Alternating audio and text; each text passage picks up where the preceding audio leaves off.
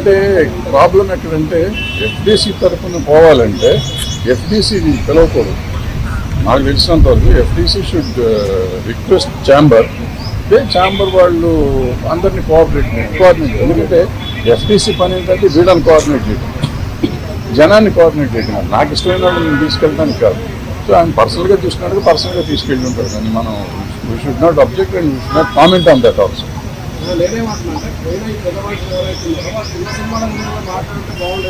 అసలు ఏ సినిమా గురించి మాట్లాడలేదు కాదు.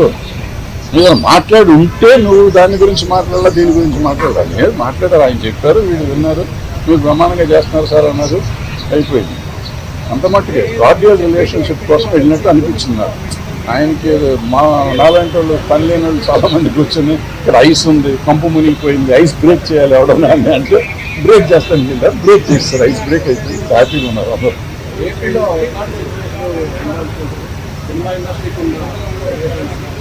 బాగానే ఉంటుంది, ఎప్పుడు వెహికల్ ఏముంటుంది అంతా బాగానే ఉంటుంది. కానీ వాళ్ళ కోపం వస్తే వాళ్ళు కూడా టికెట్ రేట్లు పెంచమంటారు అంతే. నెక్స్ట్